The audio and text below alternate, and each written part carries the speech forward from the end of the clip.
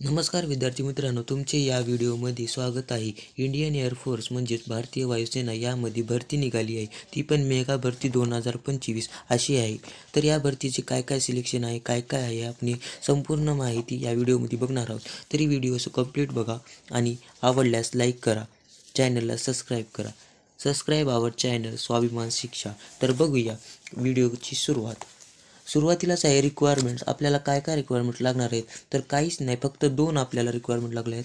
12th pass आणि आपण unmarried पाहिजे. आपल्याला लग्न न झालेल्याच व्यक्तीला ह्या भरतीचा फॉर्म भरता येईल. लग्न झाले असेल तर याला भरता नाही येईल. 12th पास आपल्याला फक्त एवढं त्यांची रिक्वायरमेंट आहे.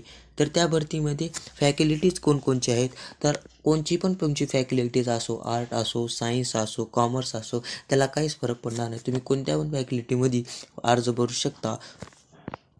कुणाकुणाला वाटत असेल मी आर्टमध्ये आहे, मी कसं फॉर्म भरू शकतो, तर तसं काहीच नाही. तुम्ही कशामध्ये पण असा तुम्ही फॉर्म भरू शकता. त्यानंतरचा आहे पॉईंट, ओन्ली 12th पास पाहिजे. दुसरी कोणचीच तुम्हाला पदवी नसली तरी पण चालेल. मुलगा असो मुलगी असो, त्याला काहीच बंधने नाहीत. तुम्ही कोणी पण असलास तर त्यासाठी फॉर्म भरू शकता. आणि फक्त एकच आहे, ते म्हणजे अनमॅरिड पाहिजे. त्यानंतरची आपली सॅलरी, मंथली सॅलरी किती असेल. मंथली सॅलरी दिलेली आहे स्टार्टिंग 30,000 to 40,000 इन बिटवीन असणार आहे.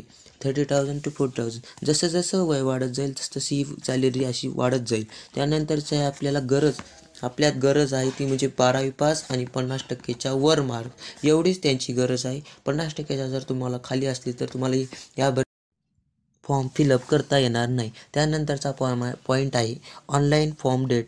तर तुम्हाला प्रश्न पडला असेल फॉर्म कुठे भरावा, कसा भरावा, याची तारीख काय, कुठं कधी बंद होणार, कधी शेवटची तारीख. व्हिडिओ संपूर्ण पहा, आपल्याला सगळे काही माहिती कळून जाईल. ऑनलाईन अर्जाची तारीख आहे, स्टार्टिंग डेट म्हटलेली आहे 7 जानेवारी 2025. तर शेवटची तारीख आहे 27 जानेवारी 2025. एकूण 21 दिवसाचा कालावधी आपल्याकडे आहे हा फॉर्म फिलअप करण्यासाठी. यानंतर तुम्ही जवळच्या ऑनलाईन सेंटरला जाऊन फॉर्म फिलअप करू शकता. यानंतर आहे सिलेक्शन प्रोसेस. सिलेक्शन प्रोसेस ही 4 टप्प्यात होणार आहे.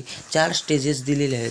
पहिली स्टेज म्हणजेच MCQ टेस्ट. MCQ टेस्ट असणार आहे. MCQ टेस्ट झाली की फिजिकल टेस्ट, आपल्याला भौतिक टेस्टसुद्धा द्यावी लागणार आहे. त्यानंतर आहे मेडिकल टेस्ट. आपण मेडिकल क्लिअर केलं की मग शेवटची अवघड पेपर ॲडिबिलिटी टेस्ट. या 4 टेस्ट झाले की आपली सिलेक्शन प्रोसेस कंप्लीट होते. नंतर आपण एक भारतीय वायुसेनाचे नागरिक होतो. तुम्ही लगेचच तयारीला लागा आणि या 4 टेस्ट क्लिअर करायचं ध्यानात घ्या. व्हिडिओ आवडला तर व्हिडिओला लाईक आणि सबस्क्राईब करून घ्या.